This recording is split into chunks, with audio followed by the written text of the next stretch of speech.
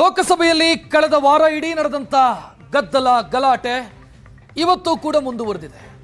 ಇವತ್ತು ಕೂಡ ಕಾಂಗ್ರೆಸ್ನ ಸದಸ್ಯರು ಪ್ರತಿಭಟನೆಯನ್ನ ಮಾಡಿದ್ದಾರೆ ಮತ್ತು ತಮ್ಮ ಪ್ರತಿಭಟನೆಯನ್ನ ಮತ್ತೊಂದು ಹಂತಕ್ಕೆ ತೆಗೆದುಕೊಂಡು ಹೋಗೋದಕ್ಕೆ ಸ್ಪೀಕರ್ ವಿರುದ್ಧ ಅವಿಶ್ವಾಸ ನಿರ್ಣಯ ಪಾಸ್ ಮಾಡಿಕೊಳ್ಳುವಂತ ಪ್ರಯತ್ನದಲ್ಲಿದ್ದಾರೆ. ಸ್ಪೀಕರ್ ಓಂ ಬಿರ್ಲಾ ವಿರುದ್ಧ ಅವಿಶ್ವಾಸ ನಿರ್ಣಯ ಮಂಡನೆಗೆ ಸಿದ್ಧತೆಯಾಗಿದೆ. No confidence motion. Rahul Gandhi ಅವರಿಗೆ ಭಾಷಣ ಮಾಡೋದಕ್ಕೆ ಅವಕಾಶ ಕೊಡಲಿಲ್ಲ ಅನ್ನೋ ವಿಚಾರವನ್ನು ಮುಂದಿಟ್ಟುಕೊಂಡು INDIA ಸಂಸದರ ಸಭೆಯಲ್ಲಿ ಅವಿಶ್ವಾಸ ಮಂಡಿಸೋ ಬಗ್ಗೆ ಚರ್ಚೆಯಾಗಿದೆ. ಬೆಳಗ್ಗೆ ಖರ್ಗೆ ಮತ್ತು ರಾಹುಲ್ ನೇತೃತ್ವದಲ್ಲಿ ಸಂಸದರ ಸಭೆ ನಡೆಯಿತು. ಸ್ಪೀಕರ್ ಓಂ ಬಿರ್ಲಾ ಅವರ ಕಾರ್ಯವೈಖರಿಯ ಬಗ್ಗೆ ಆಕ್ಷೇಪ ವ್ಯಕ್ತವಾಯಿತು. ಸಭೆಯಲ್ಲಿ ಪ್ರತಿಭಟನೆಯ ರೂಪವಾಗಿ ನಾವು ಅವಿಶ್ವಾಸ ನಿರ್ಣಯ ಮಂಡಿಸೋಣ ಅನ್ನುವಂಥ ನಿರ್ಧಾರವನ್ನ ಸಂಸದರ ಸಭೆಯಲ್ಲಿ ತೆಗೆದುಕೊಳ್ಳಲಾಗಿದೆ ಅನ್ನೋ ಮಾಹಿತಿ. ಮೊನ್ನೆ ಜನರಲ್ ನರವಾಣೆ ಅವರ ಅಪ್ರಕಟಿತ ಪುಸ್ತಕದ ಸಾಲುಗಳನ್ನ ಉಲ್ಲೇಖಿಸಿ ರಾಹುಲ್ ಗಾಂಧಿ ಭಾಷಣ ಮಾಡಿದರು. ಇದಕ್ಕೆ ಬಿಜೆಪಿ ಕಡೆಯಿಂದ ಆಕ್ಷೇಪ ವ್ಯಕ್ತವಾಯಿತು. ಪಾಯಿಂಟ್ ಆಫ್ ಆರ್ಡರ್ ರೈಸ್ ಮಾಡಿದರು ಬಿಜೆಪಿ ನಾಯಕರು. ಪ್ರಕಟವಾಗದ ಪುಸ್ತಕವನ್ನ ಲೋಕಸಭೆಯಲ್ಲಿ ಪ್ರಸ್ತಾಪ ಮಾಡಂಗಿಲ್ಲ ಅಂತ ಸ್ಪೀಕರ್ ಕೂಡ ಅದೇ ರೂಲಿಂಗ್ ಕೊಟ್ಟರು. ಈಗ ಸ್ಪೀಕರ್ ವಿರುದ್ಧವೇ ಕಾಂಗ್ರೆಸ್ ಸದಸ್ಯರು ಗರಂ ಆಗಿದ್ದಾರೆ. ಸ್ಪೀಕರ್ ಪಕ್ಷಪಾತಿಯಾಗಿ ವರ್ತಿಸ್ತಿದ್ದಾರೆ ಅನ್ನೋದು ಕಾಂಗ್ರೆಸ್ ನಾಯಕರ ವಿರೋಧ. ಇದೇ ಕಾರಣಕ್ಕಾಗಿ ಅವಿಶ್ವಾಸ ನಿರ್ಣಯ ಪಾಸ್ ಮಾಡಬೇಕು, ಅವಿಶ್ವಾಸ ನಿರ್ಣಯ ಮಂಡಿಸಬೇಕು ಅಂತ ಬಯಸಿದ್ದಾರೆ ಕಾಂಗ್ರೆಸ್ನ ನಾಯಕರು.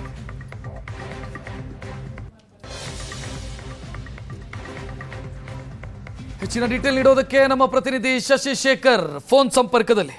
ಶಶಿಶೇಖರ್, ನಂಬರ್ಸ್ ಗಮನಿಸಿದ್ರೆ ಸ್ಪೀಕರ್ ಅನ್ನ ಕೆಳಗಿಳಿಸುವಷ್ಟು ನಂಬರ್ ಪ್ರತಿಪಕ್ಷದವರ ಬಳಿ ಇಲ್ಲ. ಆದರೂ ಅವಿಶ್ವಾಸ ನಿರ್ಣಯ ಮಂಡಿಸ್ತೀವಿ ಅನ್ನುವಂಥ ಯೋಚನೆಯಲ್ಲಿದ್ದಾರೆ. ಏನು ಯೋಚನೆ? ಯಾಕೆ ಪ್ರತಿಭಟನೆಯ ರೂಪವಾಗಿಯಾ ಇದು? ರಕ್ಷತ್, ಇಡೀ INDIA ಮೈತ್ರಿಕೂಟದ ಎಲ್ಲ ಸಂಸದರನ್ನು ಸೇರಿಸಿದ್ರೆ 235 ಜನ ಆಗ್ತಾರೆ. ಅವಿಶ್ವಾಸ ನಿರ್ಣಯವನ್ನ ನಿಜಕ್ಕೂ ಮಂಡನೆ ಮಾಡಿ ವೋಟಿಂಗ್ ಆದರೂ ಕೂಡ ಓಂ ಬಿರ್ಲಾ ಅವರನ್ನ ಸ್ಪೀಕರ್ ಸ್ಥಾನದಿಂದ ಇಳಿಸೋದಕ್ಕೆ ಸಾಧ್ಯ ಇಲ್ಲ.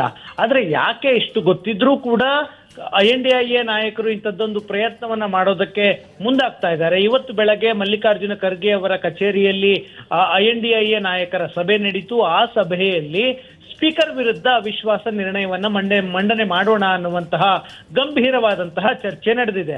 ಒಂದು ವೇಳೆ ಅವಿಶ್ವಾಸ ನಿರ್ಣಯವನ್ನ ಸ್ಪೀಕರ್ ವಿರುದ್ಧ ಮಂಡನೆ ಮಾಡಿದ್ದೇ ಆದಲ್ಲಿ ಆ ವಿಷಯವಾಗಿ ಒಂದೆರಡು ದಿನ ಚರ್ಚೆಗೆ ಅವಕಾಶ ಸಿಗುತ್ತೆ. ಆಗ ಸ್ಪೀಕರ್ ವಿರುದ್ಧವಾಗಿ ವಿಪಕ್ಷಗಳು ಮಾತನಾಡಬಹುದು. ಸ್ಪೀಕರ್ ವಿಪಕ್ಷಗಳ ಭಾಷಣಕ್ಕೆ ಅವಕಾಶ ಕೊಡೋದಿಲ್ಲ, ವಿಪಕ್ಷ ನಾಯಕರ ಮಾತನಾಡೋಕೆ ಅವಕಾಶ ಕೊಡೋದಿಲ್ಲ. ಈ ರೀತಿಯಾದ ಆರೋಪಗಳನ್ನ ಮುಂದಿಟ್ಕೊಂಡು ಒಂದೆರಡು ದಿನ ಚರ್ಚೆ ಮಾಡಬಹುದು ಅನ್ನೋದು ವಿಪಕ್ಷಗಳ ಲೆಕ್ಕಾಚಾರ. ಆದ್ರೆ ನಿಯಮ ಏನ್ ಹೇಳುತ್ತೆ?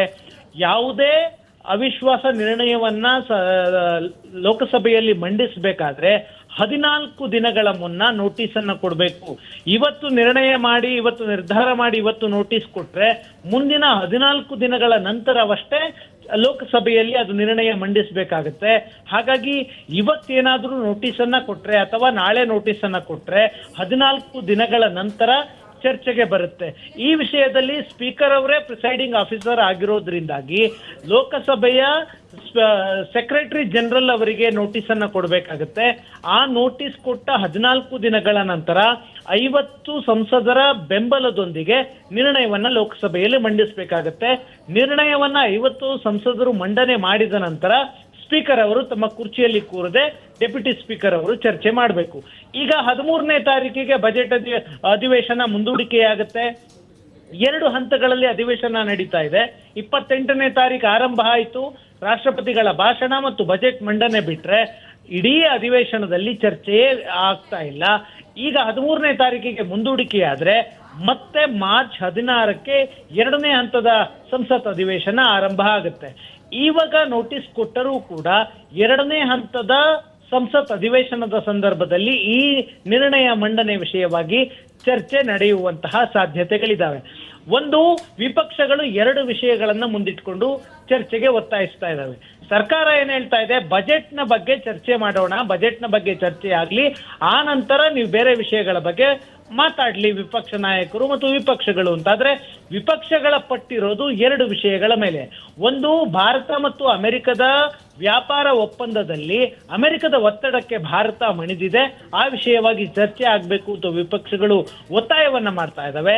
ಮತ್ತೊಂದು ವಿಷಯ, ನಿವೃತ್ತ ಸೇನಾ ಮುಖ್ಯಸ್ಥ ಎಂ ನರವಣೆ ಅವರು ಬರೆದಿರುವಂತಹ ಪುಸ್ತಕದಲ್ಲಿ ಚೀನಾದ ಸೇನಾಪಡೆಗಳು ಟ್ಯಾಂಕರ್ಗಳ ಸಮೇತವಾಗಿ ಭಾರತದ ಗಡಿಯನ್ನ ದಾಟಿದ್ವು.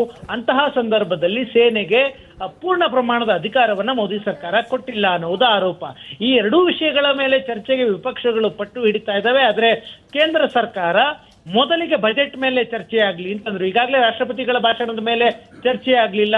ಇತಿಹಾಸದಲ್ಲೇ ಇದೇ ಮೊದಲ ಬಾರಿಗೆ ವಿಪಕ್ಷ ನಾಯಕರ ಭಾಷಣ ಇಲ್ಲದೆ, ಪ್ರಧಾನಿ ಅವರ ಭಾಷಣ ಇಲ್ಲದೆ ರಾಷ್ಟ್ರಪತಿಗಳ ಭಾಷಣ ಅಂಗೀಕಾರ ಆಗಿದೆ.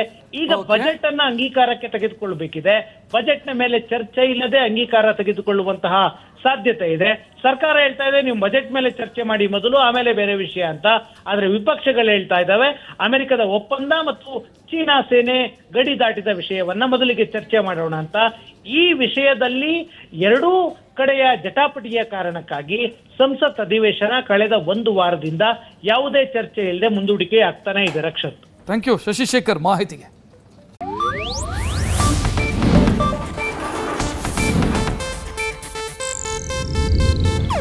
ಇದು ಏಷ್ಯಾನೆಟ್ ನ್ಯೂಸ್ ನೆಟ್ವರ್ಕ್ ಪ್ರಸ್ತುತಿ.